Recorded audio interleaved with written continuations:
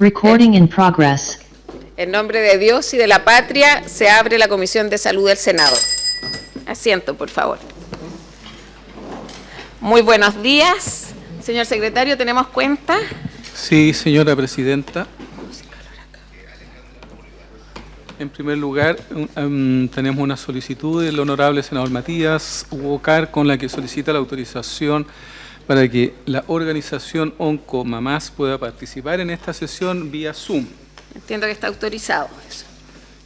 Enseguida tenemos 4 comunicaciones. Una primera de la asesora legislativa de la señora subsecretaria de Salud Pública, mediante la cual envía una excusa de la señora subsecretaria por no poder asistir hoy día a la sesión debido a una actividad que tenía agendada con anterioridad. Sin embargo, señala que en su representación se va a conectar por vía telemática la señora Catalina Cano, jefa del Departamento de Políticas y Regulaciones Farmacéuticas, de Prestadores de Salud y Medicinas Complementarias de la División Políticas Públicas Saludables y Promoción. Enseguida tenemos también una comunicación del jefe de comunicaciones de Clínicas de Chile, señor Marcelo Díaz, con la cual remite una información detallada sobre la crisis de financiamiento que enfrentan los prestadores privados de salud. Dicha información se remitirá por correo electrónico a vuestras señorías. Enseguida tenemos una tercera comunicación de la directiva del Sindicato Honorario de la Subsecretaría de Redes Asistenciales, en la que adjuntan una carta abierta donde exponen la situación actual de trabajadores y trabajadoras de Hospital Digital. Luego, una comunicación del jefe de Oficina de Información y Análisis y Asesoría Presupuestaria del Senado, señor Rodrigo Ruiz, con la cual remite el informe de gestión documental, donde se da cuenta de todos los documentos recepcionados durante el mes de julio que contienen materias de salud. Y finalmente hay una solicitud de audiencia del presidente de la Asociación de Dializados y Trasplantados de Chile, ASODI, señor Tomás Fernández, para representar la situación de la diálisis en Chile post pandemia y verificar los avances terapéuticos. En su nota hacen presente que se ha generado una situación de desigualdad en el acceso a dichas atenciones. Eso es todo en materia de cuenta, señora presidenta. Muchas gracias. Se ofrece la palabra sobre la cuenta.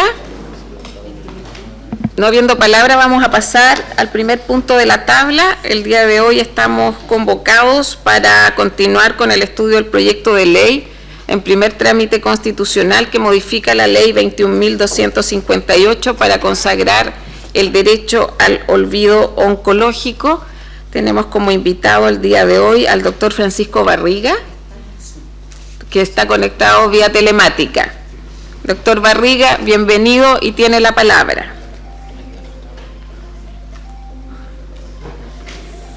Bueno, primero buenos días a todos y agradezco mucho la invitación y la posibilidad de discutir este concepto tan interesante que se llama olvido oncológico.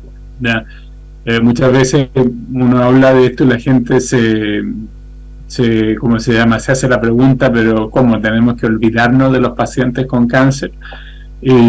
Así que por eso hay que explicar muy bien cuál es el alcance y el concepto, ¿no?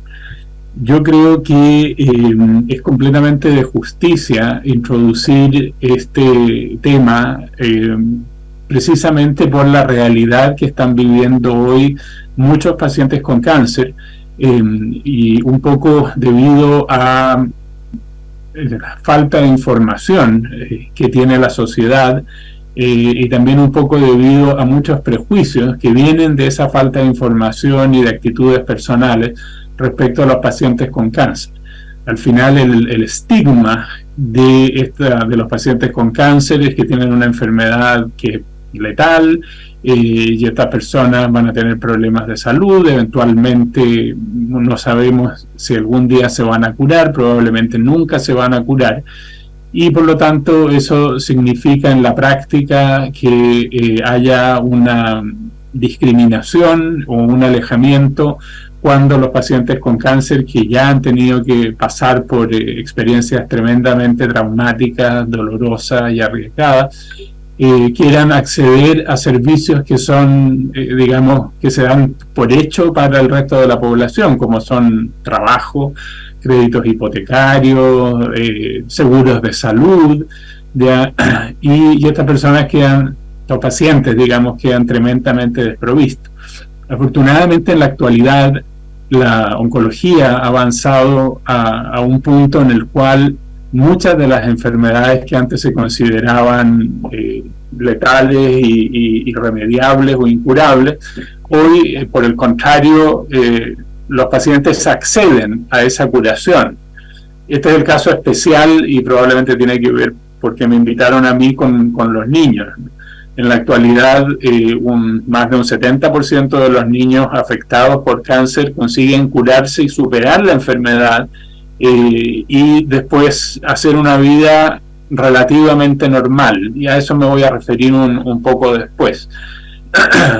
Y eso especialmente en enfermedades que antes se consideraban incurables, y en muy poco tiempo ha ocurrido esto. Por lo tanto, yo creo que no ha habido el tiempo para vencer o para cambiar este estigma o este prejuicio que tiene la sociedad contra estos niños. Yo me acuerdo hace muchos años, cuando yo empecé a trabajar, incluso había una discriminación en los colegios, en que muchos colegios no admitían a niños que estaban en tratamiento de leucemia, y tratamiento que era absolutamente compatible con la asistencia a clase. Así que este es un tema que se ha mantenido hace mucho tiempo, ¿no? Ahora yo con esto está claro que yo creo que toda la comunidad médica y oncológica va a apoyar completamente esta iniciativa, considerando que después de un tiempo nosotros podemos pensar que o digamos confirmar que un paciente está curado de su enfermedad y que no le va a volver, y por lo tanto va a hacer una vida normal y va a tener los mismos problemas digamos potencialmente que el resto de las personas. Yo creo que no hay ninguna duda de que eso va a ser un tremendo avance. Ahora bien, no todo el cáncer es igual, no todos los pacientes son iguales, y no todas las situaciones son iguales, ni todos los tratamientos son iguales. Y este éxito, especialmente en la población pediátrica que hemos podido experimentar, tiene un costo. Y ese costo tiene que ver con los efectos en el mediano y en el largo plazo que tienen todos los medicamentos que nosotros usamos para curar a los niños. Drogas que son altamente tóxicas y que pueden producir, y yo estoy seguro que lamentablemente van a producir, efectos en la salud de las personas en su quinta, sexta década, dependiendo de la cantidad de años que hayan pasado desde que se trataron. Esa es una consideración. La otra consideración es que es muy difícil decidir el tiempo en el cual una persona puede considerarse curada, y ahora sí me refiero a los cánceres que se dan en el adulto, ya que hay cánceres como el cáncer de mama, por ejemplo, que pueden tener una latencia de muchos años, y una mujer tener una recidiva de su enfermedad después de 10, 15, 20 años, ¿ya? Y en la práctica es difícil decir si esa persona está curada o no está curada y cuándo lo hizo. Y esto realmente está cambiando además todos los días, porque cada vez más tenemos medicamentos que son más activos y que son más efectivos. Y por último, hay una consideración que ha ido también cambiando todo el escenario del tratamiento oncológico, es que hay enfermedades que no se curan, pero sí se tratan, ¿ya? Y las personas pueden vivir toda su vida haciéndose un tratamiento crónico en el tiempo que les permita, digamos, llegar al final de su vida, pero fallecer no por el cáncer, sino con el cáncer. Y esta ha sido una especie de anhelo de la comunidad desde hace mucho tiempo, en poder convertir el cáncer en una enfermedad crónica similar a la hipertensión, a la diabetes, etc.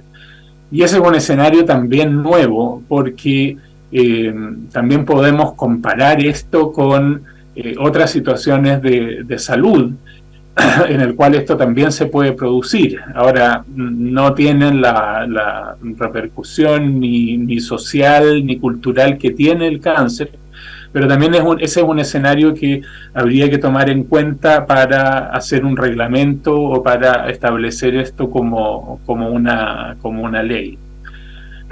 En concreto, para resumir, yo creo que es una iniciativa muy potente que, como leí yo, la están haciendo en otros países. Creo que va a favorecer fundamentalmente y más que nada a la población pediátrica, y creo que lo difícil es definir cuándo la persona efectivamente ya no solamente no va a tener cáncer, sino que además está libre de estas complicaciones debidas al tratamiento. Y por último, cómo evaluar a los pacientes que, si bien no se van a curar, sí van a mantenerse toda su vida sin el cáncer debido a un tratamiento crónico como los que estamos viendo ahora. Muchas gracias, doctor Barriga. Quiero también señalar que está presente la ministra de Salud, la doctora Jimena Aguilera. A través de ella quiero saludar a todo el equipo del Ministerio de Salud, también a Gonzalo Simón de la Asociación de ISAPRE, a los invitados también que nos acompañan y que los vamos a ir presentando a medida que vayamos avanzando en la tabla. Doctor Barriga, yo le quiero agradecer sus aportes. Para nosotros este proyecto efectivamente es muy significativo. Las personas que han sobrevivido a cáncer, y usted lo señala también, la población infantil también con cierto énfasis, arrastran una carga. Y lo que no queremos es que tengan un trato desigual o discriminatorio, y creo que esta modificación a la Ley Nacional del Cáncer obviamente que va a ser un avance en esta línea. La propuesta en la que hemos acompañado al senador Walker, que nos acompaña en esta oportunidad, a nuestro juicio recoge el avance que ya existe en otros países europeos, y a nuestro juicio hay una experiencia comparada que es positiva. Así que yo ofrezco la palabra sobre el punto y también le entrego la campanilla al presidente Juan Luis Castro. Muchas gracias, doctor Barriga. Bien, me da la impresión de que, habiendo acuerdo respecto a este tema, que es un proyecto muy específico, cuyo mocionante principal y original es el senador Matías Walker, y que hemos suscrito con mucha fuerza este entusiasmo, solicito la votación para el despacho de este proyecto de ley. Por favor, en votación, secretario.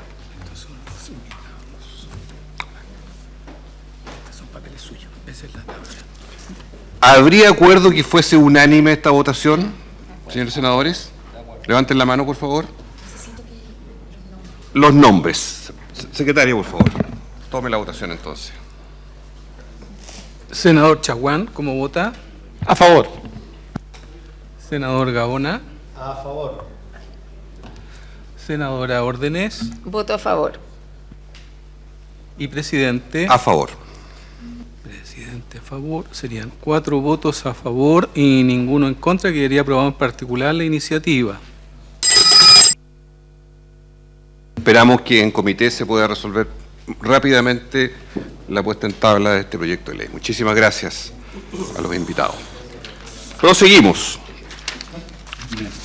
Hicimos una pequeña modificación, vamos a continuar con el proyecto de ley llamado Corta ISAPRE, y hoy día recibimos la opinión de Victoria Beaumont, Victoria, que la conocemos hace muchos años. Victoria, encantado de saludarte, y de la Federación de Sindicatos Profesionales de la Salud Privada, que también, no sé si están presentes acá. Pero tiene que pasar el vocero o vocera. Evelyn Muñoz. Viene Delfín Levicoy. Encantado. Y el presidente de la ISAPRE, que también anunció ayer que tenía unos puntos que tocar. Entonces, seguimos ese orden, si les parece. Y en tercer lugar, vamos a tocar el proyecto de ley de moción del senador Chaguán y otros senadores sobre la instalación de farmacia, modificación artículo 29 para la urgencia médica o farmacia de turno, que se denomina actualmente. Senador Walker, y la ministra, ¿quiere decir algo, ministra? Sí. ¿No? Presidente, Señor Walker. solo agradecer la votación unánime en particular para despachar nuestro proyecto de ley del derecho al olvido oncológico. Lamentablemente no pudo exponer la ex senadora Carolina Goich, que viene en representación del SECAN de la Universidad Católica. Ella ya había mandado sus propuestas por escrito. Están recogidas. Y vamos a poder incorporarlas en los distintos trámites del proyecto, solo para efectos del acta, que se pueda incorporar en el acta su ponencia que ella está enviando por escrito, por favor. Absolutamente recogido y con el mayor cariño a nuestra querida colega, amiga y ex senadora Carolina Goich. Teníamos problemas de tiempo, Carolina, y por eso habíamos advertido que teníamos dificultad, pero tu discurso y tu intervención siempre va a estar recogida aquí en la Cámara Alta. Muchísimas gracias. Bien, se le ofrece la palabra entonces a Victoria Beaumont, Fundación Politopedia, sobre el proyecto de ley en cuestión.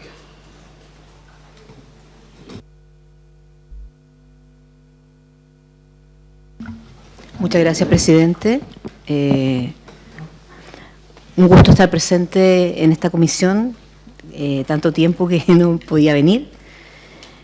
Hoy día vengo, ustedes me conocen de hace muchos años, de verdad, y vengo en representación del Movimiento Ciudadano Salud Libre, movimiento que fundamos hace 2 años atrás, después de haber recibido un diagnóstico crónico en la familia, que nos hizo repensar en que tal vez desde la mirada técnica y política había que conectar también con los afiliados.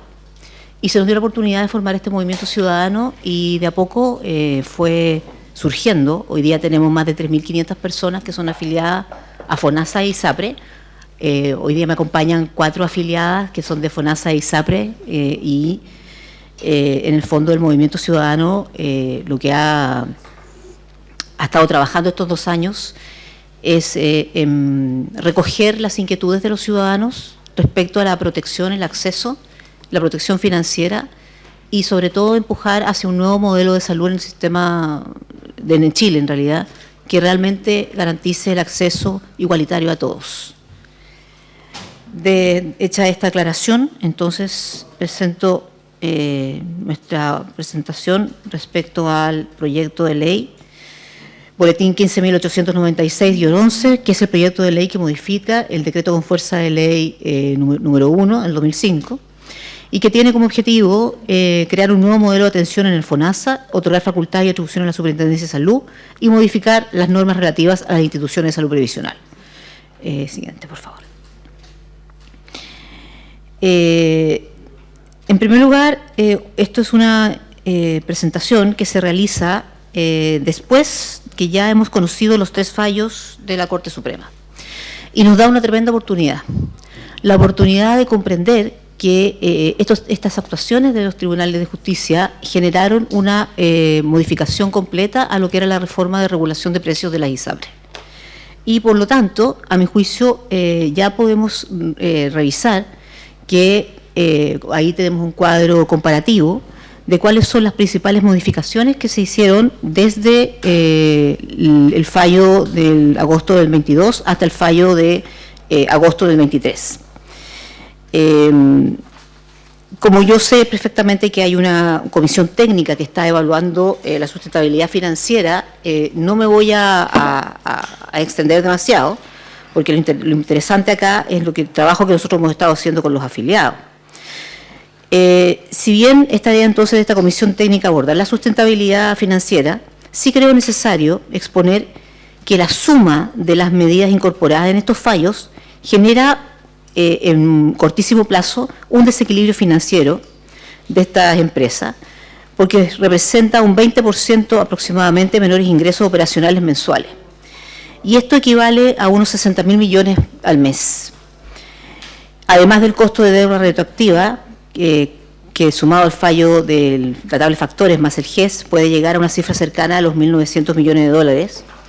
Es un escenario donde, a nuestro juicio, la búsqueda de una solución de sustentabilidad financiera debería pasar prioritariamente por paliar el efecto inmediato de la reducción de los ingresos mensuales operacionales. Ahora bien, como estos montos, a nuestro juicio, superan considerablemente las potenciales utilidades y también los actuales patrimonios de las empresas, lamentablemente nos hemos hecho a la conclusión de que de no mediar una indicación sustitutiva al presente proyecto que realmente genere sustentabilidad financiera, la caída en insolvencia es el resultado natural de una aprobación así como está.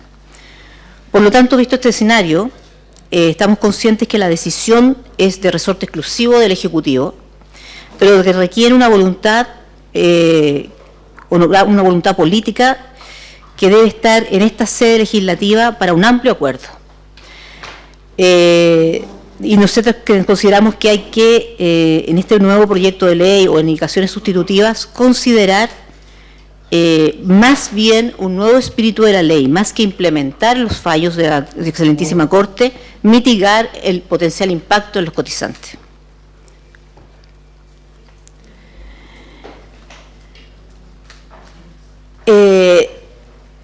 Es necesario, por lo tanto,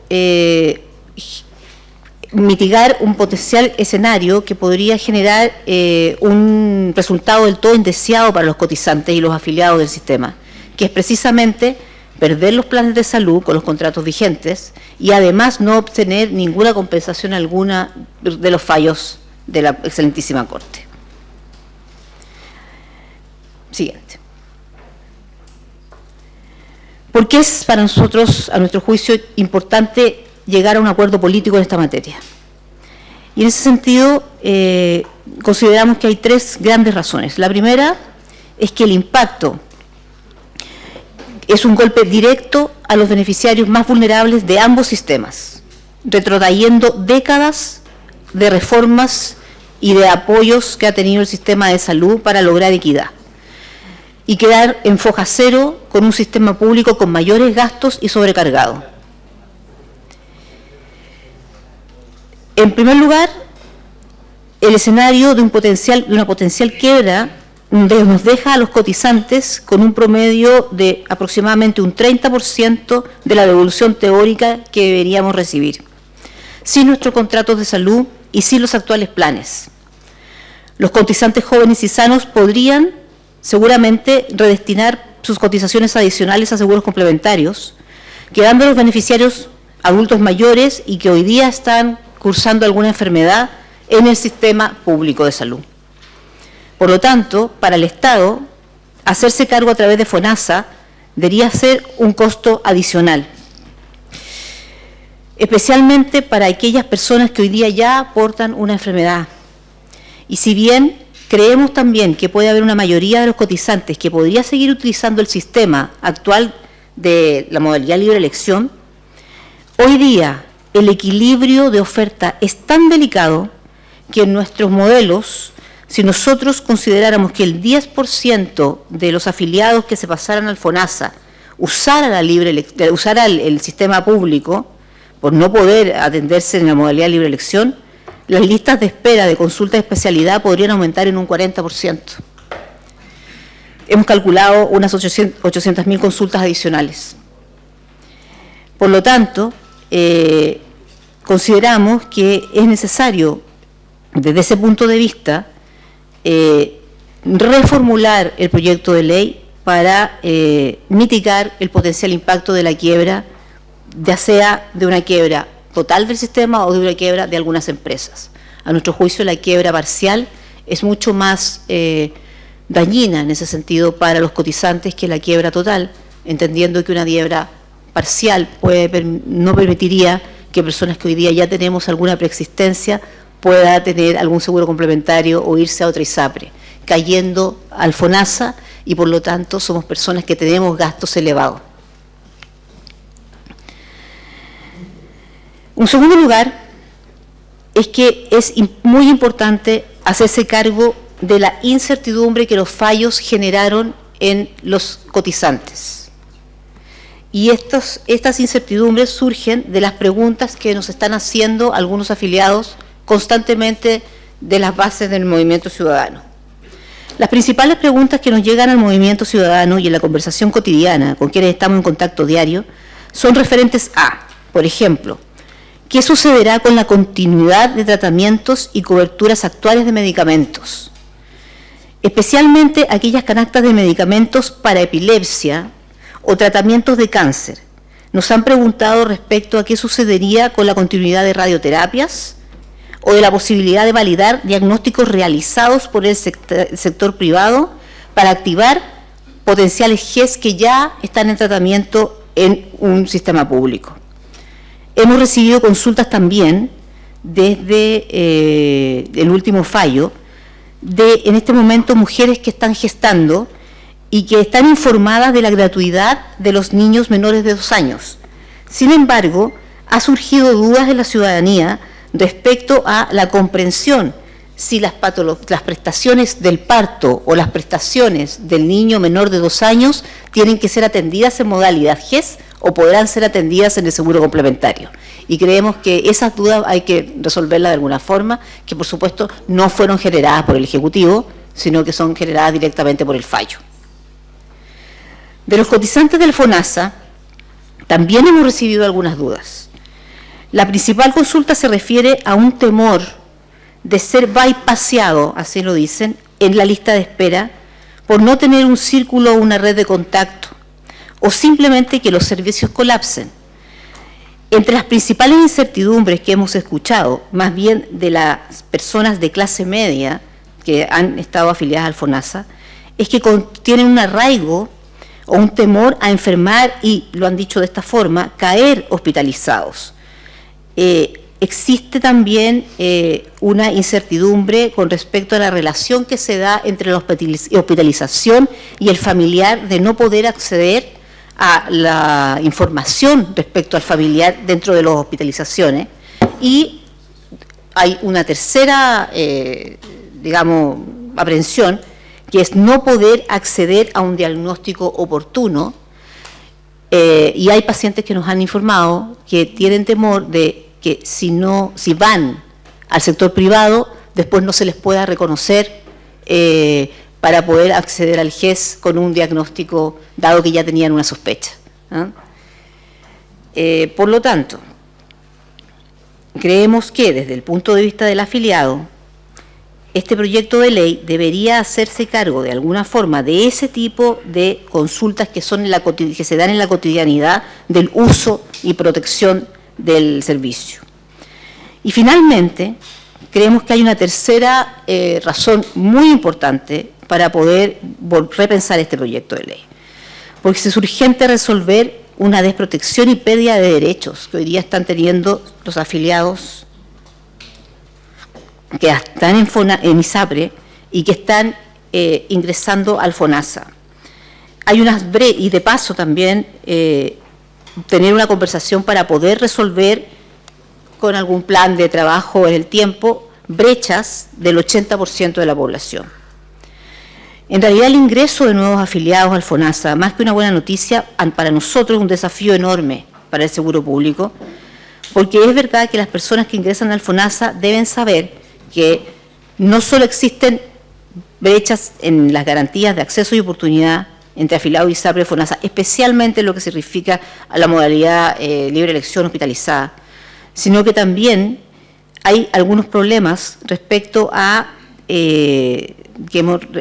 ciertas, digamos, protecciones que se encuentran en la ISAPRE y que no se encuentran en el FONASA y que creemos que deben ser subsanadas, y ojalá pudiéramos generar una reforma tal del FONASA de poder nivelar hacia arriba. Por ejemplo, acá tenemos un cuadro de la oferta de FONASA versus lo que tienen las ISAPRES hoy día. Lo que más nos ha preocupado a nosotros de revisar son el asunto de las posibilidades de reclamaciones judiciales y de reclamaciones administrativas, y la igualdad ante la ley frente a unas reclamaciones. Creemos que necesitan mirar en detención los cumplimientos de, por ejemplo, las 48 horas para los segundos prestadores. Las personas, como no se informan que pueden generar esa protección, están más informadas en las ISAPRES que en el FONASA. Hay un desafío importante. Si puede ir sintetizando. Y voy sintetizando, sí. Otro tema muy relevante es la existencia de la cobertura catastrófica.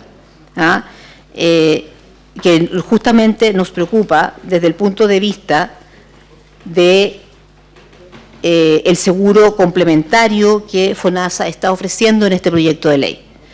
Para nosotros, el seguro complementario que está ofreciéndose en esta ley no se hace cargo primero de resolver estas brechas de cobertura de prestaciones hospitalarias. Y además nos preocupa que no todos los cotizantes de FONASA podrían acceder al pago adicional. Entonces, nos preocupa que en realidad se genere nuevamente una cotizantes de distintas categorías y además hay un tema de mantener en el tiempo la crítica que ya teníamos de nuestro sistema de salud, de ser un sistema de salud que diferencia a las personas según su capacidad de pago. Creemos que hay que avanzar justamente en no profundizar en aquello, todo lo contrario. Y por lo tanto, nuestra propuesta es ir hacia una reforma escuchando las necesidades de las personas. Dar viabilidad a las ISAPRES se transforma en una condición para asegurar la continuación de la atención de salud a la población. Pero no podemos perder más tiempo en crear una agenda de reforma del sistema público que inicie con resguardar esta igualdad ante la ley. Creemos que FONASA no puede ser juez y parte en algunas medidas que vimos, por ejemplo, el tema de la ley de urgencia. Y además hay que, por ejemplo, generar el reglamento que está pendiente hace 18 años respecto a cómo homologar diagnósticos que en el sector privado se puedan hacer para que las personas ingresen a la GES en el FONASA. Y solo así, si podemos avanzar en esto, podríamos cumplir con el objetivo de universalidad, que fue creado justamente para plasmar lo que fue el mandato constitucional de proteger el libre e igualitario acceso a las prestaciones de salud, que en el fondo es lo que yo creo a todos nos convoca. Muchas gracias. Muy amable, Victoria. Le damos la palabra a continuación a don Delfín Levicoy, de la FEFPROSAP, para que pueda dar su punto de vista, por favor. Muy buenos días. Soy Delfín Levicoy Almanací, presidente de FEFPROSAP, Federación de Sindicatos de Profesionales de la Salud Privada.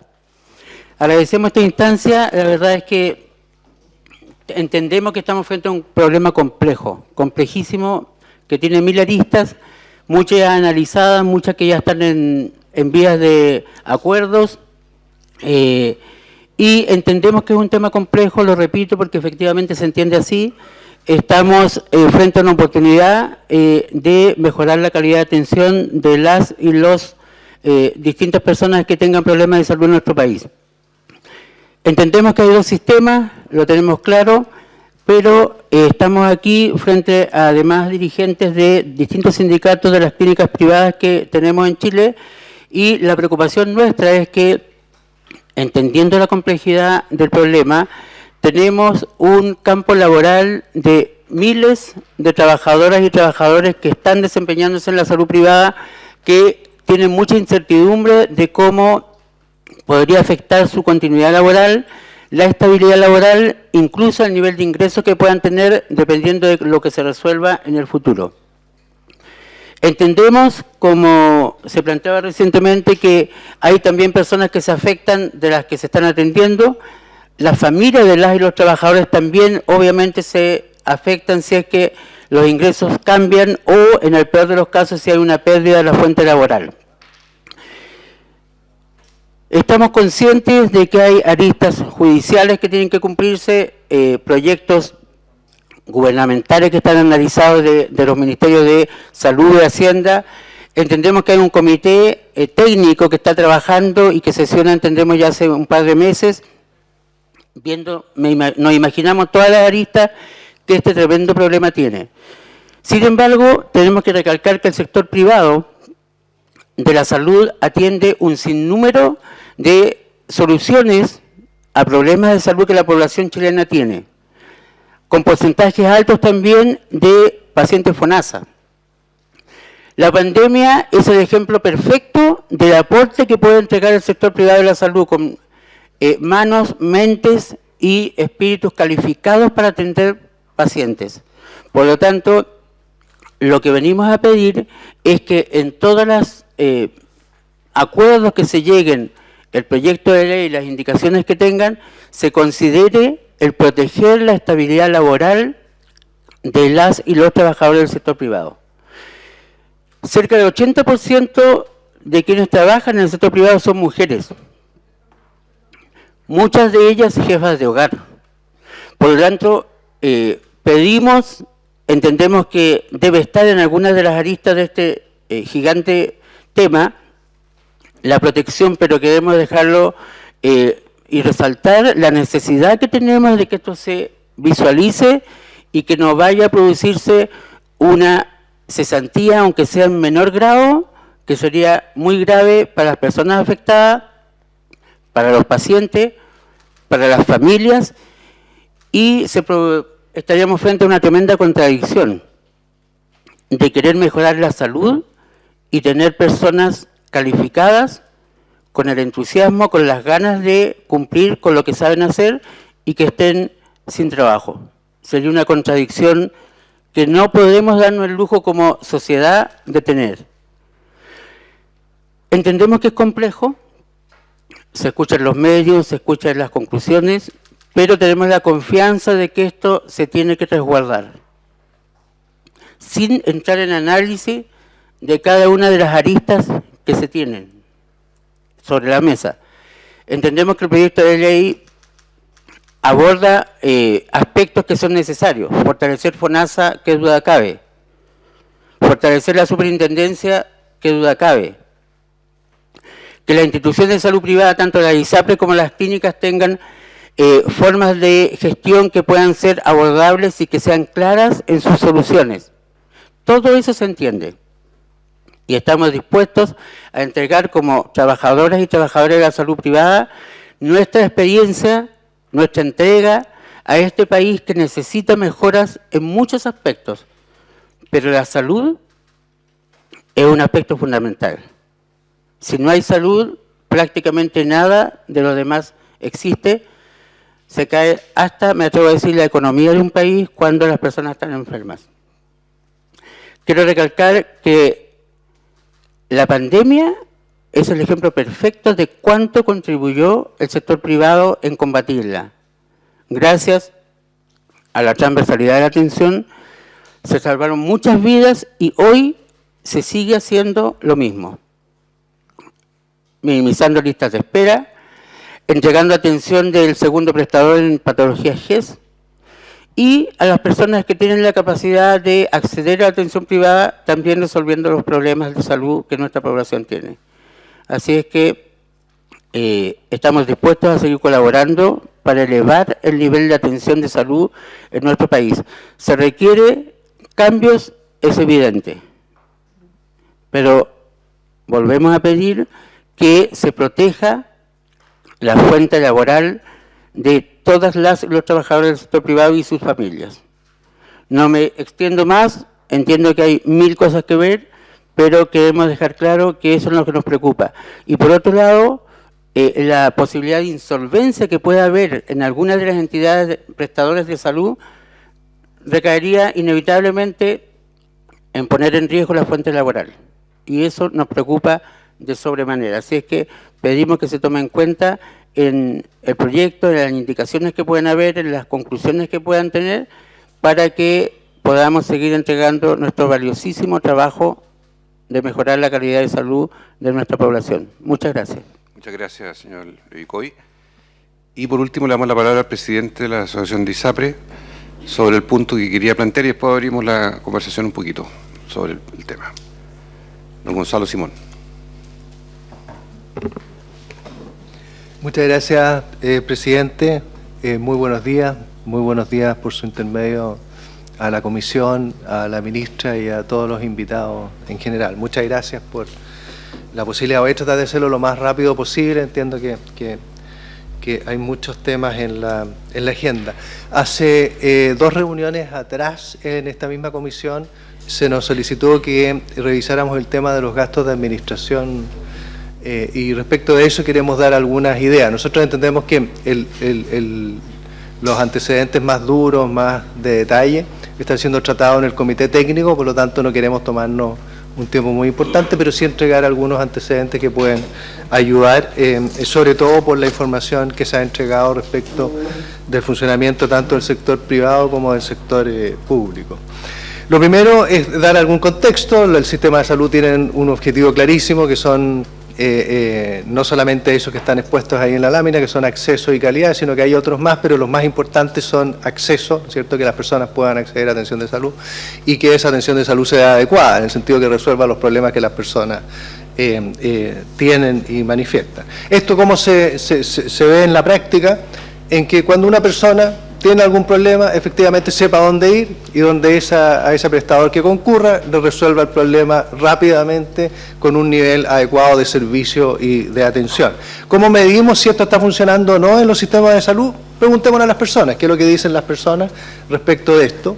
Las encuestas son sistemáticas, siempre han dicho lo mismo en el sector privado, tanto la gente del sector público como del sector privado. En el sector privado la atención es de mayor calidad, con mayor satisfacción y con mayor oportunidad.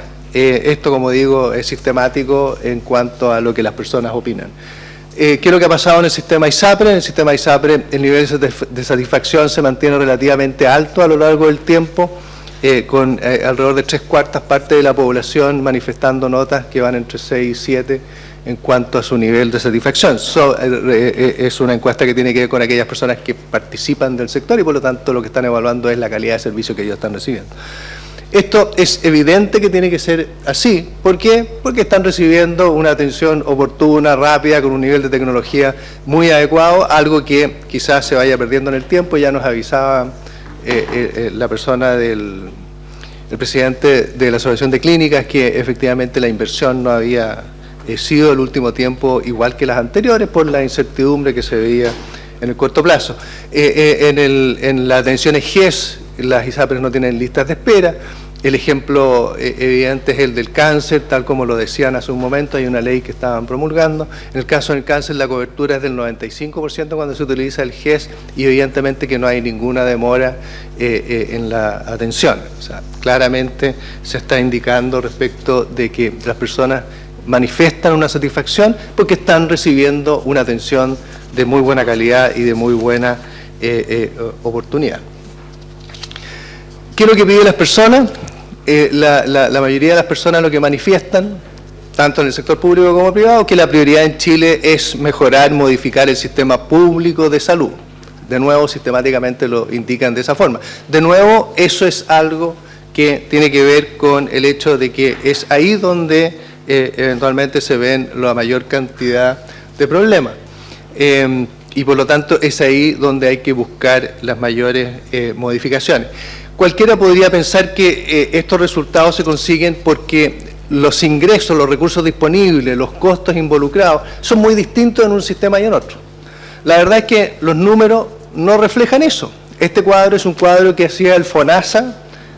Nosotros aprendimos de ese cuadro que el FONASA hacía respecto de la situación que se venía dando.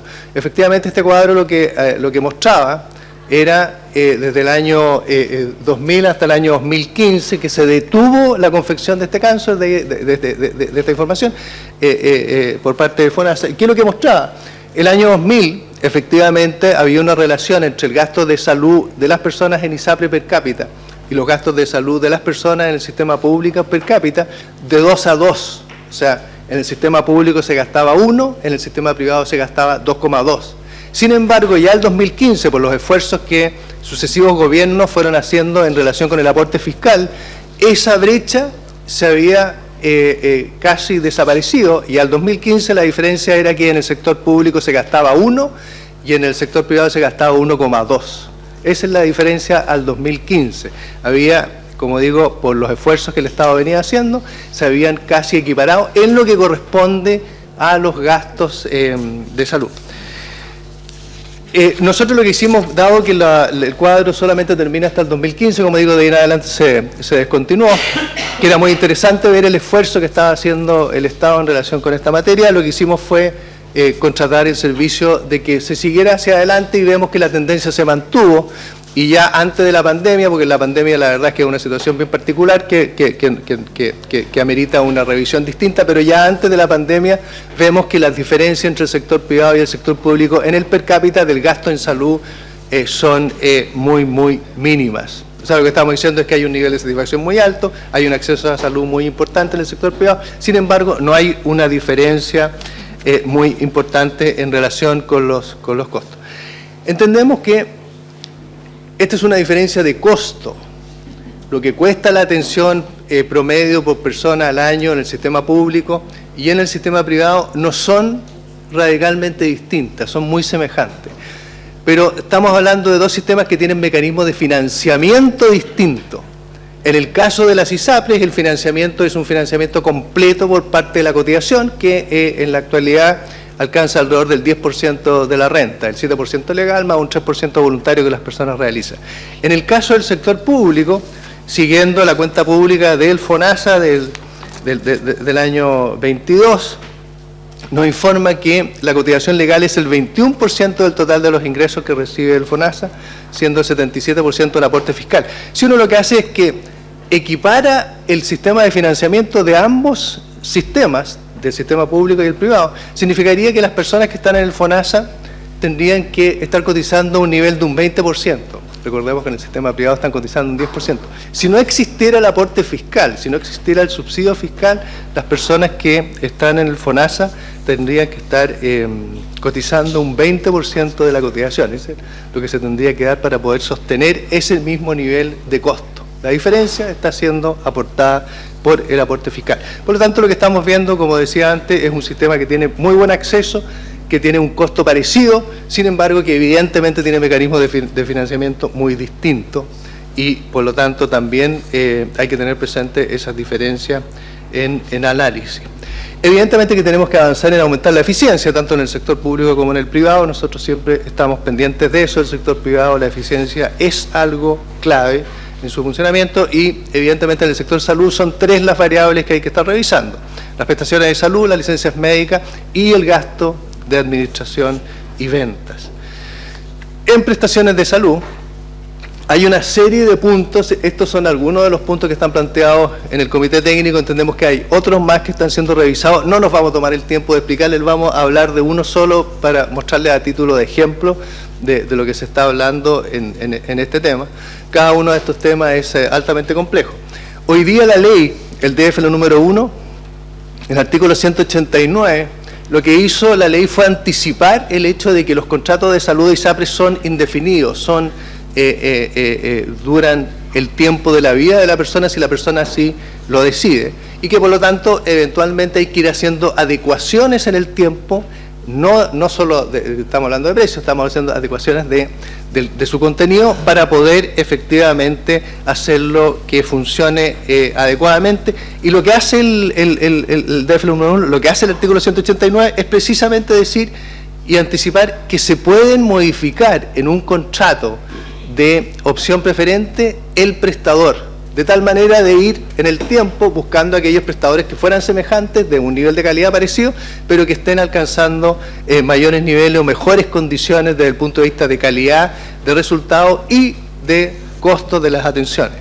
Eso es algo que anticipó la ley. Sin embargo, al día de hoy, la forma como se ha venido aplicando por parte de la superintendencia, no por esta superintendencia, es como ha venido la regla anterior, es que ha sido tan estricto las condiciones que se han establecido para poder hacer las modificaciones de los prestadores que ha resultado casi imposible hacer los cambios. El mejor ejemplo es que de algunas ISAPRES, al revisar algunas ISAPRES que están en la asociación, en los últimos 10 años se ha producido un solo cambio una vez que se ha utilizado este mecanismo. ¿Por qué? Porque los requisitos son tan complejos y difíciles de hacer que resulta muy difícil hacer este cambio. Y esto es algo muy importante para que la red vaya siendo cada vez más efectiva y más eficiente.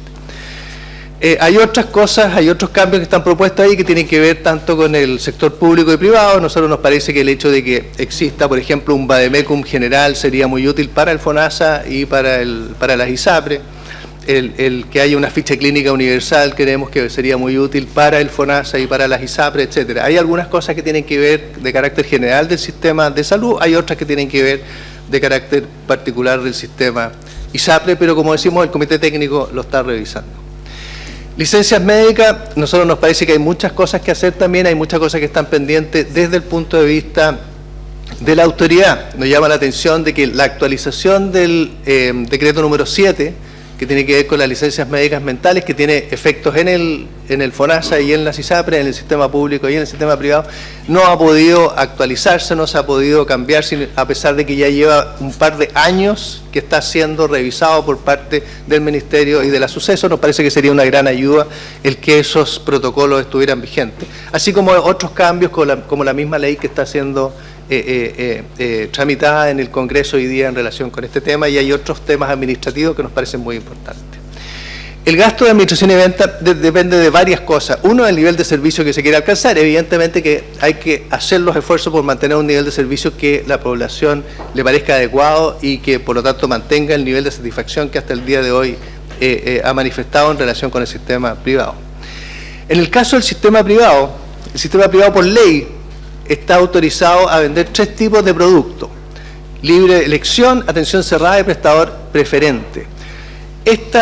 Esta libertad hace que efectivamente la CISAPRE lo que haga es que ofrezcan estos tipos de productos que son distintos, y al ser productos distintos evidentemente es una propuesta y una oferta de las personas que se acerca más a las necesidades de las personas. Eso es lo que busca, pero que evidentemente difiere de la oferta del sector público, del FONASA. Recordemos que el sector público del FONASA, el beneficio que obtienen está totalmente enmarcado dentro del nivel de renta que la persona tiene, y por lo tanto no hay ninguna definición. El nivel de renta define inmediatamente cuál es la cobertura. En este caso, lo que se hace es que queda abierto y por lo tanto las personas tienen múltiples beneficios y coberturas a los cuales acceder, y cada uno va buscando el que le resulte más apropiado a su familia y a su problema de salud. Evidentemente eso es una diferencia muy fundamental. Lo segundo es que en el sistema privado existen reembolsos. ¿Qué quiere decir que existen reembolsos? Quiere decir que todo prestador que en Chile esté autorizado por el Código Sanitario puede dar su atención de salud a una persona de ISAPRE y va a recibir una bonificación. En el sistema público eso no existe. No hay reembolsos, solo están autorizados para recibir cobertura aquellas personas que tengan un convenio con el FONASA. Evidentemente eso es una diferencia fundamental desde el punto de vista del funcionamiento del sistema y de la complejidad de la operación que el sistema tiene que ir haciendo, puesto que la variedad se abre de una manera muy importante, pero permite que las personas puedan efectivamente elegir cualquier prestador que a ellos les resulte más apropiado. Otro punto muy importante es la relación entre asegurado y el prestador. A diferencia del sector público, en el caso del sector público hay una asociación completa, una integración completa entre el funcionamiento del seguro y el funcionamiento de los prestadores institucionales, absolutamente integrada. ¿En qué sentido? Este Congreso, a fines de este mes, va a empezar a revisar la ley de presupuesto. Esa ley de presupuesto establece todas las condiciones que tienen que ver con los pagos que se deben hacer a la red pública. Están ahí establecidos y por lo tanto en relación con eso es como tiene que actuar el FONASA, cumpliendo con esa ley de presupuesto. En el caso del sector privado no existe esa interacción y va sucediendo caso a caso cómo se va. Eso hace una diferencia muy importante en relación con las necesidades operacionales y de costo. El sector público no tiene funciones que sí tiene el sector privado. Efectivamente realiza la recaudación, pero realiza la recaudación del 21% de los ingresos. La mayoría de los ingresos, tal como ellos lo informan, el 77% son ingresos que tienen su origen en un decreto de Hacienda. Esa es la forma como le llega al Fondo Nacional de Salud. Segundo, las licencias médicas. Las licencias médicas son revisadas por el COMPIN. El COMPIN es una entidad externa. El FONASA informa que sus gastos de administración son alrededor de 150.000 millones. El COMPIN tiene un presupuesto de alrededor de 260.000 millones y la amplia mayoría de su trabajo tiene que ver con las licencias médicas. Eso no está contabilizado en el costo del FONASA. Estamos en tiempo. Sí, ¿cómo se administran las licencias médicas en el FONASA? El 80% se administra a través de las cajas. Las cajas son las que procesan la parte administrativa de las licencias médicas. Nuevamente, ese costo, que en el caso de la ISAPRE está totalmente subsumido en los gastos de administración, en el caso del FONASA no está ahí. Y por último, que es muy importante, tal como decía al principio, el tema de las diferencias de cobertura hace que en el caso del FONASA lo que hay es una afiliación. La persona va, indica su condición y es inscrito identificándonos. En el caso de la ISAPRE hay un proceso de venta porque la persona tiene que elegir cuáles son las coberturas que más le significa. Esa venta evidentemente que tiene un costo muy distinto en el sector privado y en el sector público. Eso hace que no sean para nada comparables ambos sistemas. Si uno lo que hiciera fuera decir que el modelo de libre elección es el que se acerca a ISAPRE, y uno dijera que 1/3 de los gastos de administración del FONASA son aquellos que se destinan a otorgar ese servicio, significaría que el FONASA también destina alrededor del 10% de los gastos a administración. Si uno, por otra parte, lo que dijera, eso no es la forma de mirarlo, sino que lo que hay que mirarlo es en lo que tiene que ver con la atención institucional. En la atención institucional, el FONASA lo que hace es que traspasa los costos, los fondos que requiere la red pública a los servicios de salud, a la dirección del servicio de salud. La dirección del servicio de salud tiene un presupuesto de sobre 700.000 millones que en parte muy importante están destinados a apoyar al FONASA en esa función de distribución de esos recursos, que tampoco están contabilizados en los gastos de administración. En el caso de la ISAPRE, la relación es directa entre la ISAPRE y el prestador. Por eso que no son comparables, a nuestro juicio, los costos o los que hoy día se informan a través del FONASA con el tema, con la forma como las ISAPRE funcionan.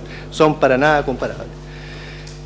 Los gastos de administración y venta en la ISAPRE evidentemente han venido cayendo y van a seguir cayendo a medida que la tecnología vaya avanzando, porque con eso se le va a ir dando más facilidades a las personas para acceder a través de medios que son distintos para resolver sus problemas, y evidentemente esto va a hacer bajar los costos de administración. Como decía antes, en el comité técnico se está revisando el tema de la afiliación, incentivar y modificar la venta electrónica. Eso puede tener un efecto muy importante. El uso de los medios virtuales, tanto el reembolso, que se haga con mucho más intensidad a través de los medios virtuales, ir traspasando el uso de la red de internet o de ese tipo de medios, más que el hecho de hacer las funciones a través de las sucursales. Privilegiar el correo electrónico, que todas las personas hoy día ya tienen, una parte muy importante, ya tienen a través de sus celulares, por lo tanto una llegada mucho más inmediata, y por lo tanto avanzar en eso también podría reducir los costos y podría ser muy importante como facilidad de servicio para las personas. Y evidentemente avanzar también lo mismo de utilizar más tecnología en lo que a recaudación se refiere. Hay otras cosas que están planteadas en el comité técnico que nosotros esperamos que queden en el informe final para avanzar también en esta categoría e ir mejorando la eficiencia del sector privado. Muchas gracias. Quiero agradecer a Gonzalo Simón por la exposición. Quisiera saber si es que los señores senadores quisieran hacer alguna pregunta, pero en todo caso sería conveniente que estas presentaciones pudiéramos tenerlas, y les quiero pedir a los tres, tanto a los funcionarios de la salud privada, con los cuales estuvimos trabajando largamente para poder sacar adelante el descanso reparatorio, así que también felicitarnos por ese trabajo conjunto que logramos sacar adelante para que hubiese la posibilidad de compensar a los trabajadores de la salud privada durante todo el tiempo que elaboraron durante la pandemia. A Victoria también, gracias por estar hoy día. Ella ha sido permanentemente, ha estado trabajando en los temas de salud y por tanto nos parece muy bien que desde el movimiento que usted encabeza, finalmente tengamos la posibilidad de poder tener la visión de los usuarios afectados, los que pudieran estar en riesgo frente a si el sistema político no es capaz de ponerse de acuerdo respecto a la viabilidad de la provisión mixta en salud. Por tanto, hoy día hemos tenido dos visiones distintas, una de los pacientes y otra también de los funcionarios, así que agradecemos también esa visión y también agradecemos a la asociación que hoy día cumplió con el encargo que le hizo la propia comisión de poder establecer un plan de contención de costos que sin lugar a dudas, no importando cuál sea finalmente la fórmula que se adopte para justamente avanzar en esa viabilidad de la provisión mixta y cumplimiento de los fallos por parte del sistema, los fallos de la Corte Suprema, se requiere efectivamente que acá podamos tener una viabilidad en el largo plazo y por tanto la contención de costos de administración efectivamente es importante. Yo me gustaría hacer, a propósito de la intervención de la asociación, me gustaría hacer un par de preguntas, porque efectivamente, a diferencia de lo que ocurre con el mundo de los seguros privados, donde efectivamente tiene que disponer tanto del pago, o sea, no tiene una fórmula de administración, por ejemplo, en materia de pago de licencia, o no tiene todo el personal asociado no está internalizado respecto a los costos. Yo no entiendo. Entonces me gustaría hacer la pregunta, traspasar la pregunta a FONASA, porque este es un tema que es parte del cuarto oscuro. Me refiero a que está bajo la alfombra porque no es posible viabilizar, a lo menos cuantificar cuánto es el costo. Así que me gustaría hacer esa pregunta y le devuelvo la le pido palabra. que seamos extremadamente breves porque se extralimitó el presidente de la ISAPRE en su tiempo. Tenemos otro proyecto de ley que revisar ahora, entonces les pido que responda la pregunta del senador y seguimos adelante con el tercer punto de diálogo que tenemos esperando al director del ISP. Por favor, senador Gaona, yo sé que el tema... No, si es tenemos para sesión... pedirle prórroga para que tengamos unos 15 minutos más para poder escuchar bien a la institución. ¿Habría acuerdo? 15 minutos. Por favor, había una pregunta entonces, senador Chaguán. No sé a quién se la formuló. A FONASA, por favor. Gracias, presidente, por su intermedio. Saludos a los senadores y a todos los presentes en la mesa y a quienes nos están escuchando. Bueno, para ir a la pregunta concreta, y voy a aprovechar después de ir hacia atrás con algunos comentarios que tengo que hacer porque se ha hecho mucha alusión a FONASA. Yo no sabía que el presidente de la asociación iba a hacer una exposición sobre FONASA, que es prácticamente lo que ha hecho respecto de sus gastos, digamos, y entonces tengo que corregir algunas cuestiones que son imprecisas, ¿no? En primer lugar, el gasto de administración de FONASA es 0,41% del gasto que administra el fondo. Eso no amerita ninguna duda. Lo hemos presentado en varias oportunidades. Justamente en la cuenta pública presentábamos ese guarismo. Se pudieran hacer muchas interpretaciones de que los servicios, algunos gastos son imputables a gastos de administración. Yo podría decir lo mismo de que entonces la administración de las clínicas sería imputable también a la administración de las ISAPRE. No es así, claramente son entidades diferentes y entonces eso no es imputable.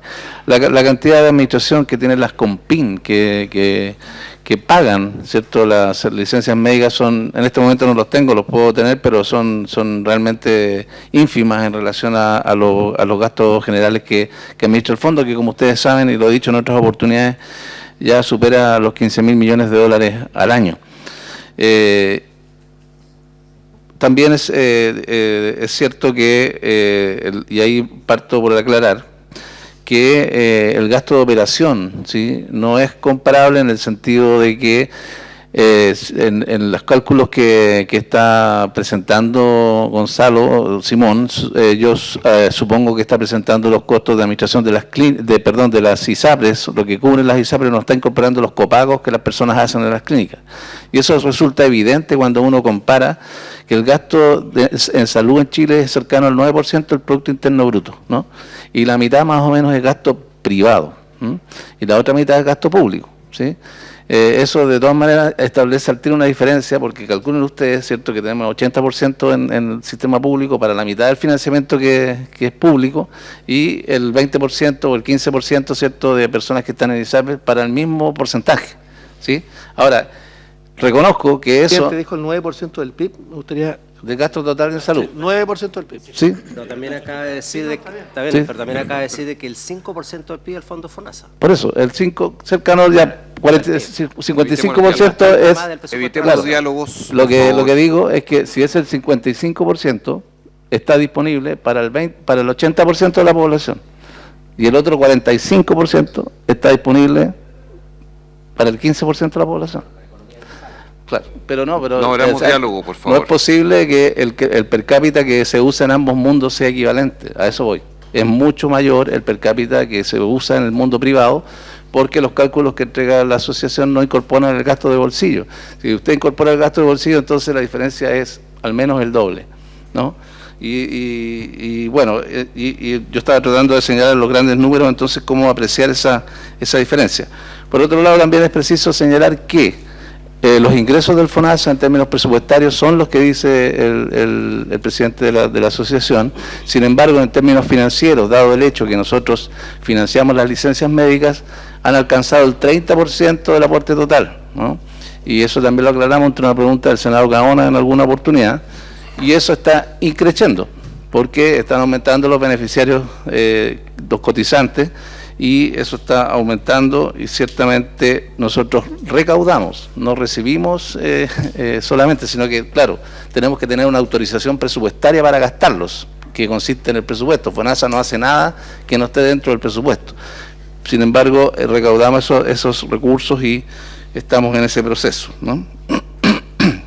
Finalmente, solamente referirme, si me permite, presidente, a la intervención de los usuarios, de la señora Beaumont, respecto, en un aspecto en particular, ¿no? Respecto de las limitaciones que tendría o brechas que tiene FONASA respecto de la cobertura de ISAPRE. Nosotros, en el proyecto y en el mensaje del proyecto, de alguna manera explícitamente estamos reconociendo aquello, y lo que estamos haciendo justamente es tratar de generar un cierre de esa brecha, tanto cierto que una brecha financiera principalmente, para poder cumplir el objetivo de la propuesta, que es justamente que las personas se atiendan donde se están atendiendo con la protección financiera que hoy día están accediendo.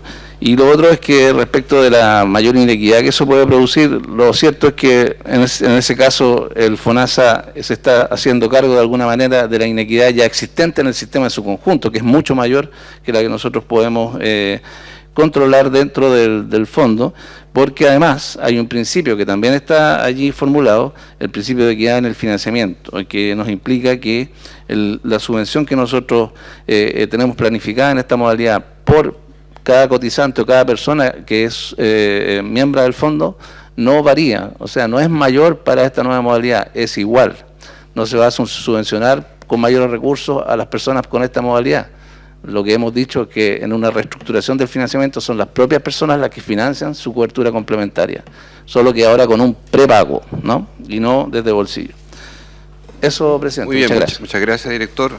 Informarles que el Comité Técnico nos ha pedido unos días más para entregar su propuesta a la Comisión de Salud, así que esto va a ocurrir en los días siguientes, después del jueves, para que empecemos la semana que viene ya a revisar el detalle de ese informe y los contenidos que nos va a entregar. Y segundo, que está convocada la Comisión de Salud también para el día jueves, como tal, al Seminario de Reforma de la Salud en Santiago, en la sede del Senado, para poder ahondar justamente en todos los aspectos ya del corto, mediano y largo plazo en materia de los cambios que hay que hacer en el sector. Senador Gaona. Si es posible que el director de FONASA nos envíe lo que acaba, con un poquito más de detalle, los puntos, director, para hacer las comparaciones, y me parece muy interesante lo que ha mencionado también el director de FONASA. Gracias. Se acuerda. Doctor Torres, muy breve antes. Muy breve, presidente, muchas gracias. Solo tres cosas. La primera es sobre gasto, administración y venta. Nosotros ya hemos remitido al comité una minuta perdón, que explica bien en detalle cada uno de los elementos que constituye estos GAP, ¿ya? Nosotros aperturamos esto a 47 ítems, si mal no recuerdo, lo que obviamente nos permite poder evaluar si hay márgenes reales de eficiencia en esta materia, que es algo que nos interesa mucho porque hoy día el promedio es del 10% todavía, ¿ya? Respecto de los ingresos totales. Lo segundo es que efectivamente en algún momento hubo bastante rigidez por parte de la superintendencia para poder generar estos términos de convenio desde las ISAPRES a los prestadores, cuestión que fue, modificada durante el año recién pasado. ¿Por qué? Porque primero lo que ocurría era que las ISAPRES tenían término de convenio, lo que perjudicaba directamente a los afiliados con una facilidad bastante relevante, digamos. Pero después, cuando empieza a ocurrir la situación de déficit, digamos, de ganancia, hay un problema que se genera a la inversa, donde los prestadores tienen más poder de negociación y por esa razón se modifica esa circular y permite un poco más de flexibilidad tratando de resguardar los intereses de las personas. Aún así, es parte de lo que discutíamos el otro día, la superintendencia debiera tener una acción más directa respecto de precisamente los convenios firmados entre la ISAPRE y los prestadores. Y lo último, una cifra. Disculpa, Gonzalo, pero te tengo que rebatir en esta materia, presidente, por su intermedio. No es que sea cero el retraso de garantía de oportunidad en la ISAPRE, es bajo, pero son, a julio del 2023, 1.807 garantías de oportunidad retrasadas. Si lo puede precisar eso también, al igual que le pedimos a FONASA, para que quede claro también los datos específicos, por favor, superintendente. Gracias. Bien. Por último, el tercer punto de tabla, le agradecemos, por favor evitemos los diálogos colaterales.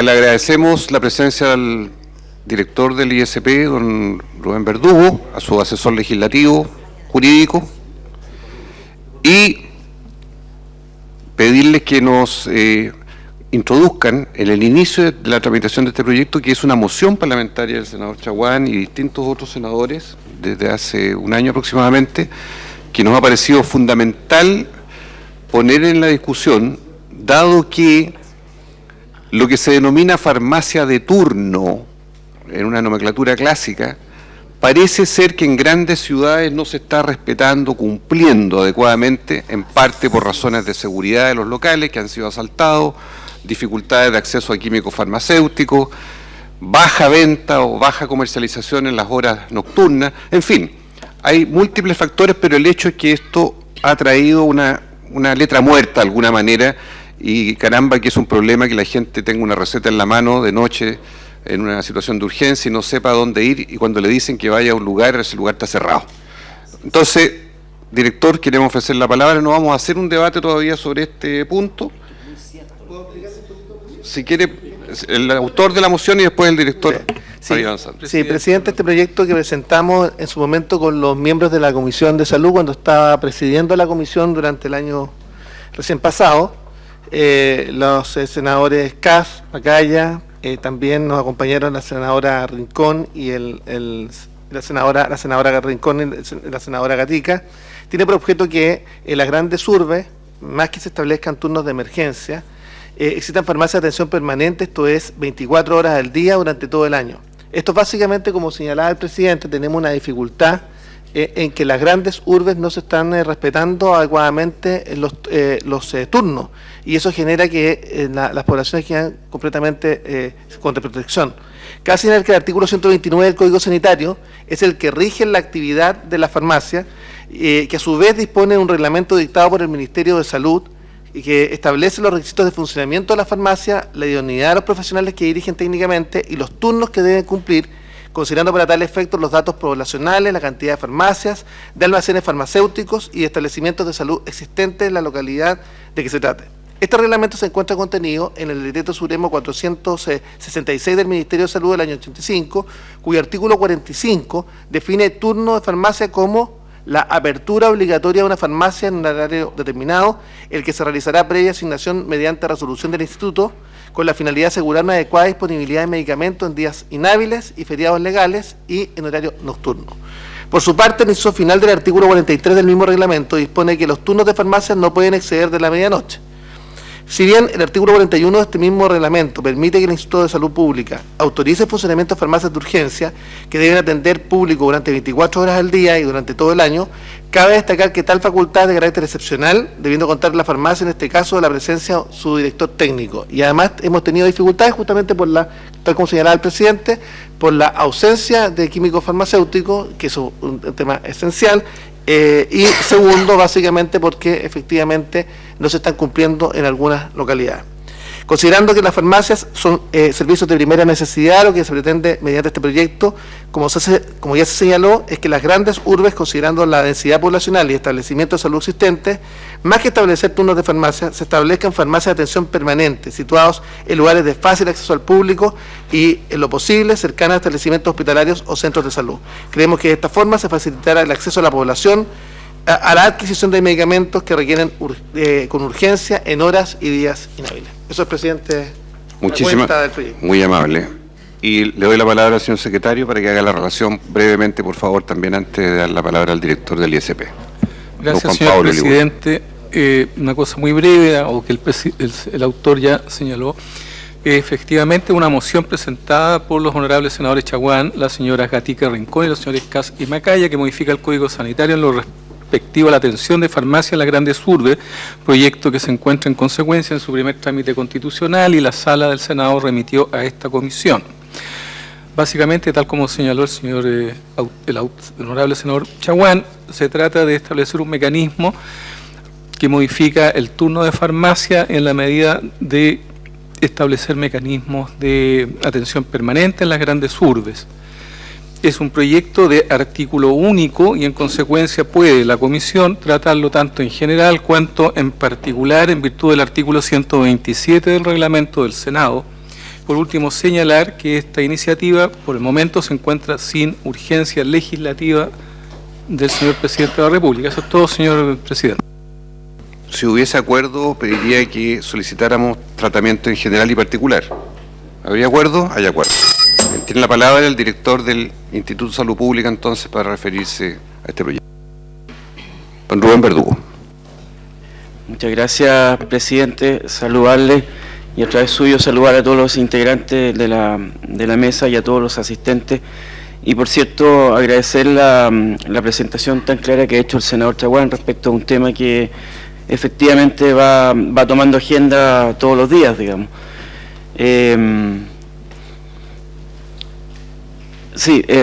Cuando, solo en el título, cuando uno piensa un proyecto de ley de atención de farmacia en grandes urbes, probablemente lo primero que se nos vino mucho a la mente, probablemente mucho lo vivimos, es cuando en algún momento teníamos que, por lo menos en Santiago, buscar una farmacia de turno hace ya 10, 15 años atrás o 20 años atrás, íbamos todos probablemente a la farmacia que estaba al lado de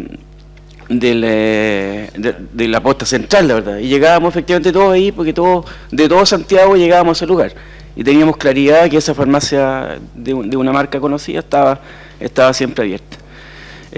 Algo va pasando, y efectivamente va pasando lo que pasa probablemente no solo en este ámbito, sino que en otros en general, y es que se va complejizando la realidad de una ciudad, de una urbe, de un territorio, se va complejizando de alguna manera también la realidad, probablemente va pesando mucho más que la mirada ideal. El ideal, efectivamente, cuando uno visualizaba una farmacia, era de alguna manera un espacio que se entendía como un centro de salud, que había disponibilidad 24/7, que contaba con los profesionales adecuados para, de todas maneras, como usuarios, acceder a ese lugar, acceder a un fármaco y tener la respuesta a las consultas que se nos planteaban habitualmente. Sin embargo, esa realidad utópica o ideal del centro de salud hoy día más bien está relacionada como la farmacia como un establecimiento comercial, más que un centro de salud. Hay un horario limitado, no hay profesionales en algunos casos, químicos farmacéuticos, eso es un tema que también lo ha levantado el Colegio Químico Farmacéutico respecto a ello. Y la instalación y la lógica territorial más bien ha estado guiada más bien por ubicarse en aquellos sectores donde el acceso sea efectivamente más fácil, donde haya mayor poder adquisitivo en algunos casos, y por lo tanto hay un castigo finalmente a aquellos sectores que efectivamente no pueden acceder de manera tan fluida al medicamento, al fármaco en particular.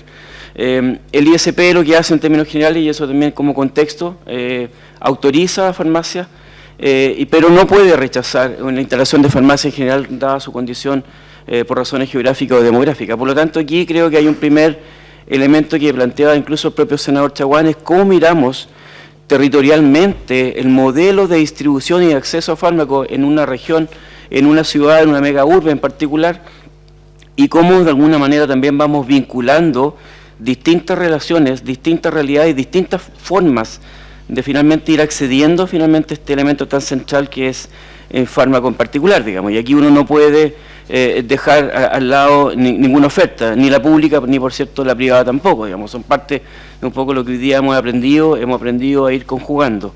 ¿Qué es lo que hoy día hay en términos de los turnos? Lo vimos ayer en un programa de televisión, nos levanta fuertemente el tema también de manera activa. Hay 20 sumarios instruidos y donde de alguna manera lo que uno ha levantado es que en primer lugar dichos lugares no tienen o no han contado con un químico farmacéutico, remarcando nuevamente lo que él mencionaba, lo que ha dicho el Colegio Químico Farmacéutico respecto a que hoy día estamos frente a un número limitado de profesionales en esa área en particular. Las farmacias cierran y no avisan al ISP, es una cuestión que también ahí está quedando sobre la mesa y la razón que nos entregan. Perdón. Vamos a tener que alargar un poquitito más porque también está conectada la jefa de Políticas Públicas del Ministerio de Salud, Catalina Cano, que también va a intervenir. Así que les pido a los senadores, por favor, ya, hasta que puedan completar el Ejecutivo sus intervenciones. Sí, no, está bien, pero por lo menos hasta que termine el Ejecutivo. Gracias. Siga nomás, director. Gracias, presidente. Voy a apurarme. Y la razón que efectivamente se ha ido esgrimiendo, en términos generales, dice relación con un tema que hoy día no podemos esconder debajo de la mesa. Este tema tiene que ver con la delincuencia. Finalmente ahí hay un tema que también va tensionando finalmente el por qué no ciertas farmacias en ciertos lugares más conflictivos o de mayor relevancia en la ciudad de Santiago por lo menos, digamos, o en otras urbes, han ido cerrando porque temen verse afectados por la delincuencia. ¿Qué es lo que uno debiera mirar, por lo tanto, en ese sentido? Digamos, quizás, nuevamente, recreando en nuestra mente el concepto de la farmacia de marca que estaba cerca en la posta pública, finalmente relevar fuertemente la presencia en establecimientos asistenciales, ahí hay una opción fundamental, guiar con productos sanitarios más críticos, donde también hay que decirlo con incentivo a los privados, de tal modo que también puedan asumir esa responsabilidad también en términos prácticos. Hoy día, también lo mencionaba el senador Chaguán, el artículo 129 del Código Sanitario establece que en aquellos lugares en los cuales no existen establecimientos de expendio de medicamentos al público, el Ministerio de Salud arbitrará las medidas necesarias para su adecuada disponibilidad a través de los establecimientos de salud. Por lo tanto, también hay un elemento que hay que fortalecer y quiero aprovechar nuevamente lo que relevaba muy bien el senador Chaguán, y es que probablemente estamos en el momento de remirar el modelo que hemos ido estableciendo a nivel general respecto a lo que es la ubicación, la caracterización, el tipo de farmacia y el tipo de lugares que se han ido instalando respecto a ello, digamos.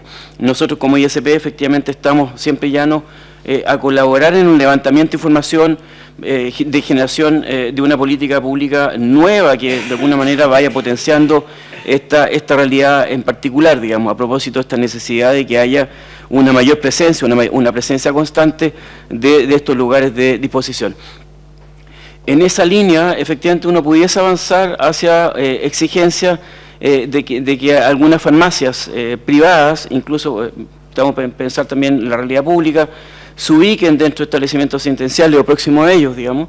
Uno pudiese pensar en modelos de concesión o modelos de licitación de espacios públicos dentro de lo que son los grandes hospitales a nivel regional. Ayer el presidente lo mencionaba en el programa de televisión. ¿Por qué no pensar en una farmacia instalada en el Barros Luco, en la zona central sur de Santiago, o en el San José, en la zona norte, o en otros hospitales, grandes hospitales, las grandes urbes a nivel regional, que nos diera la tranquilidad finalmente de poder acceder a un lugar que hubiera mayor seguridad y donde efectivamente hubiera mayor certeza al paciente respecto a la disponibilidad de una farmacia en particular, digamos, y no tendría que estar haciendo una búsqueda también en términos prácticos y de alguna manera también le quitaríamos cierta atención a aquellas farmacias que hoy día de alguna manera también se ven compelidas, por cierto, a abrir, pero que están tensionadas respecto a la realidad que hoy día se está viviendo en las grandes instancias regionales. ¿Es eso de alguna manera, presidente? Hoy día creo que tenemos esta oportunidad, un poco lo ha planteado sí, la propuesta del senador, de remirar el modelo y estamos llanos, por cierto, a avanzar en aquellas cuestiones que se requieren. Muchas gracias, director. Catalina Cano, por favor, que está telemática, le ruego que se conecte con su micrófono y pueda intervenir. Bienvenida. Jefa del Departamento de Políticas Públicas y Regulatorias, MinSal. Por supuesto, muchas gracias, señor presidente, y por su intermedio saludar a todos los parlamentarios que se encuentran presentes, además de los invitados. En relación al proyecto de ley en discusión, de parte de esta División de Políticas Públicas Saludables de la Subsecretaría de Salud Pública, entendemos que esta propuesta apunta fundamentalmente a facilitar y garantizar el acceso territorial, geográfico, a medicamentos por parte de la población en horarios nocturnos e inhábiles, ¿no? Tal como lo mencionaba, ¿cierto?, el señor director del Instituto de Salud Pública, estimamos que sería positivo contar con establecimientos farmacéuticos de estas características, que tengan una atención permanente a la población e idealmente cercanos a establecimientos asistenciales que prestan atenciones de urgencia. Sin embargo, nos parece que tal como se esbozaba, ¿cierto?, esto requiere un análisis más exhaustivo, dado que hoy en día la situación de disponibilidad de farmacias de atención 24/7 con estas características es dispar. Hoy tenemos a nivel nacional más de 25 establecimientos farmacéuticos de urgencia, es decir, que funcionan, que tienen atención permanente, y que se distribuyen de manera no uniforme, ¿no?, en todas las regiones y en todas las comunas del país. Y por esta razón es que, invocando las disposiciones que están en el Código Sanitario y en el reglamento respectivo, es que la autoridad sanitaria debe fijar semestralmente turnos a cumplir por las farmacias, que son turnos obligatorios, ¿cierto?, a fin de asegurar entonces los servicios farmacéuticos de manera continua.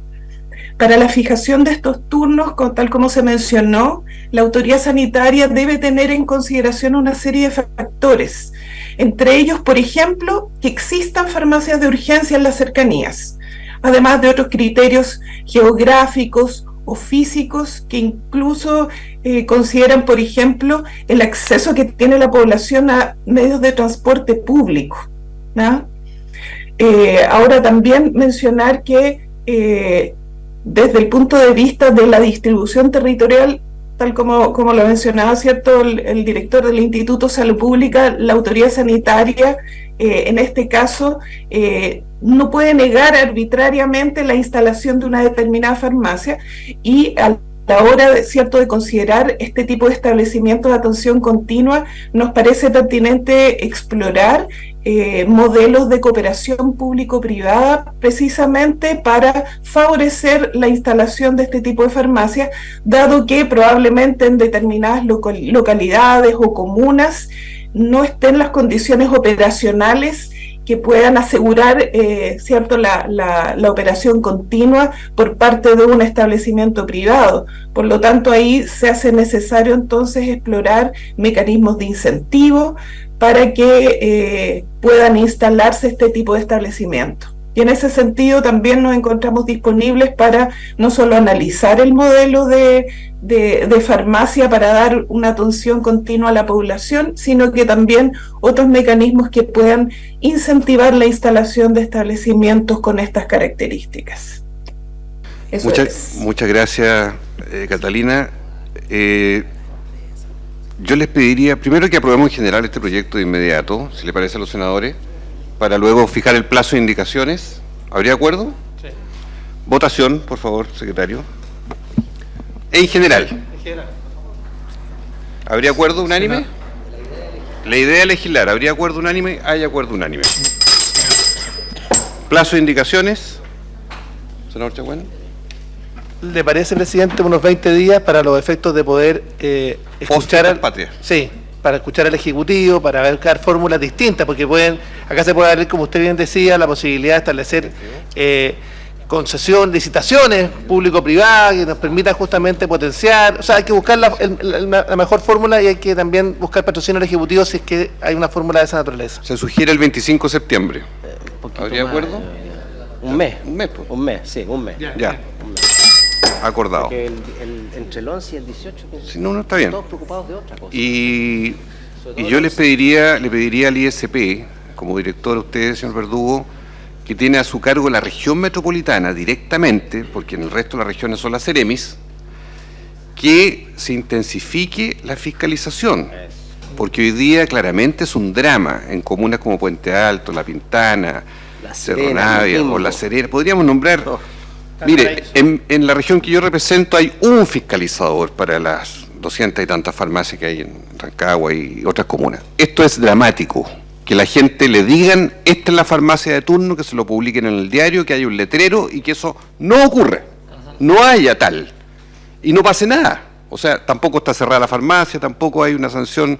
O sea, esto requiere un sentido de urgencia en la fiscalización muy drástico que yo pido en nombre de todos los senadores que esto se cumpla mientras sacamos este proyecto de ley que esperamos sea muy innovador, porque le vamos a colocar enmiendas también de fondo para que esto se pueda respetar y cumplir. Senador Chaguán. Sí, presidente, de esa relación yo quiero poner el foco en la equidad en el acceso, porque ¿qué ocurre? La farmacia de atención continua generalmente se ubican en los lugares de alto poder adquisitivo. Exacto. Entonces uno ve la región metropolitana, simplemente un ejemplo, Las Condes, Vitacura, Lo Barnechea. ¿Y qué pasa? Que una persona que vive en Lo Prado, o una persona que vive en San Bernardo, o una persona que no encuentra su farmacia de turno, tiene que desplegarse por todo Santiago para llegar a las comunas de alto ingreso donde hay una farmacia disponible. Eso es lo que no puede ocurrir. O sea, el acceso debe ser equitativo para finalmente que todos tengan la posibilidad, en el caso de una emergencia, estamos entendiendo que estamos hablando de un fármaco que se requiere en día inhábil y horario inhábil, no estamos hablando de una situación normal. Entonces, en esas circunstancias no puede haber una situación de inequidad y ese es el motivo justamente de este proyecto. Presidente, me gustaría también, si le parece, respecto a otro proyecto, pedir un plazo de indicaciones respecto a un proyecto que estamos realizando de cirugía estética para los efectos de darnos un plazo adicional. Yo diría una semana, 10 días por lo menos, para poder... 10 días. Sí, porque todavía no llegan las indicaciones del Ejecutivo, entonces yo diría que acá tenemos un problema porque las indicaciones del Ejecutivo tardan en llegar en todos los proyectos, entonces tenemos problemas. Hasta el 11. Sí. Presidente, respecto de los... ¿Podría ser hasta el 8 de septiembre, si le parece? Presidente, ahí estaríamos 10 días, nosotros, 11 días respecto a ese bien, proyecto... Perdón, para precisar. Entonces sería hasta el 8 de septiembre sobre cirugías estéticas, el plazo. Yo me quería oponer, pues, presidente. Lo que pasa es que nosotros hemos presentado indicaciones. Sí, claro, con el senador Macaya hemos algunas, presentado indicaciones y el Ejecutivo se demora lo que quiere, pues. Pero no es solo por eso, es porque hay grupos de enfermeras y otros profesionales que no han podido presentar indicaciones. 8 de septiembre, espero que no se prorrogue. Bien. Sí, si no quise colocar otra fecha, bueno. Director. Presidente, a propósito efectivamente de la fiscalización, estamos probando un nuevo modelo y es que hemos enviado una circular a las farmacias de tal modo que el farmacéutico con clave única nos diga es abierto o es cerrado, primera cosa. Segunda cosa, estamos vinculándonos con los municipios, de tal modo que cuando el vehículo municipal va por una calle donde hay una farmacia, él nos diga, mira, hay foto, no hay foto, y con eso vamos de alguna manera involucrando a quienes están en el territorio duro con mayor cercanía.